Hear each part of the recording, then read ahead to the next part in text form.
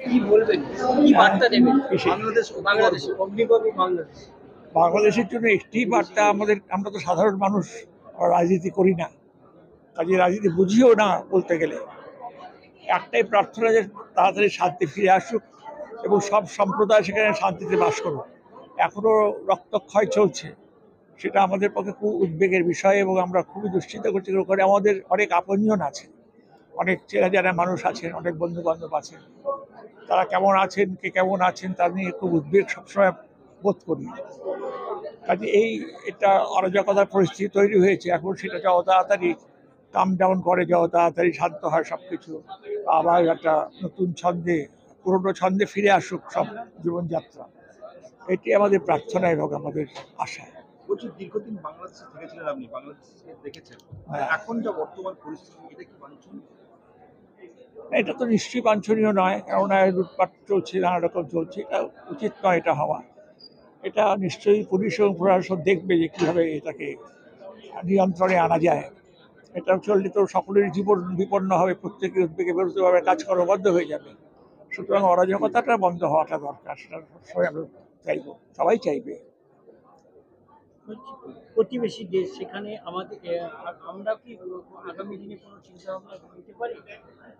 একটা হতে পারে যে যদি ওখান থেকে শরণার্থী আসে, তবে সেক্ষেত্রে বাংলার ইকোনমির ওপর চাপ পড়বে, এটা ঠিক। তবে এখনো শরণার্থী আসছে না, এখনো যাতায়াত শুরু হলে বা সুগম হলে কি হয় বলতে পারি না। তো আমার মনে হয় ব্যাপারটা তাড়াতাড়ি সেটেল ডাউন করবে, তাড়াতাড়ি ঠিকঠাক হয়ে যাবে সব কিছু। আমাদের আশা তো তাই। শেখ হাসিনাকে একটা ভারত বন্ধু বলা হচ্ছে, কিন্তু বর্তমান যারা সরকার গঠন করবে, এটা কি ভারত বিদ্বেষী মনোভাব তৈরি হবে বলে মনে হয়? এটা ঠিক বলা যায় না, এখন এটা তো আন্তর্জাতিক রিলেশনের ব্যাপার। আমরা এতই ছোট মানুষ যে এত বড় ব্যাপার ভাবতে পারি না, বা এগুলো নিয়ে আমাদের কোনো রকম কোনো আইডিয়া নেই।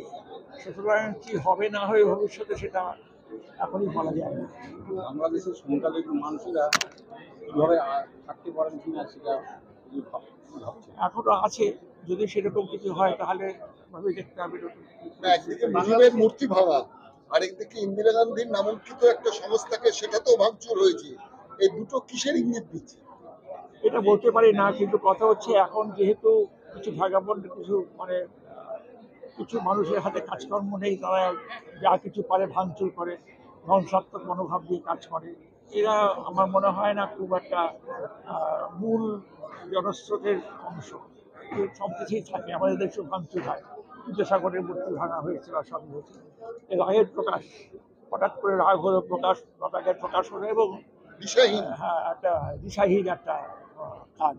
এগুলো করা ঠিক বলে আমার মনে হয়। বাংলাদেশের সংখ্যালঘুরা কি সংখ্যালঘু হিন্দুরা কি সংকটে মনে হয়? হ্যাঁ, বাংলাদেশের সংখ্যালঘু হিন্দুরা এখন কি সংকটে? এখনো তো সংকট বলে মনে হচ্ছে না, কারণ এর কোনো খবর নেই। মনে হচ্ছে মোটামুটি সবকিছু সেটেল ডাউন করবে, সব ঠিকঠাক হয়ে যাবে, এটি আমাদের প্রত্যাশা এবং এটাই হওয়া উচিত। সোশ্যাল মিডিয়া ছবি আসছে, সোশ্যাল মিডিয়ার মাধ্যমে কিছু ছবি পৌঁছাচ্ছে যেগুলো মেরে ঝুলিয়ে দিচ্ছে, বিভ্রান্তমূলক। এটা কি কিছু বলবেন? কিছু রক্তপাত হয়েছে, গতকালও কিছু মারা গেছে, এরকম হয়েছে, 135 জনের মৃত্যু হয়েছে। এ খুব উদ্বেগের বিষয়। এখন দেখা যাক, তারা প্রশাসন তো এখন সেনাবাহিনীর হাতে, তারা কি করে দেখি। আপনি সবশেষে বললেন যেটা, সেটা হচ্ছে সাহিত্য এবং কাব্যচর্চা।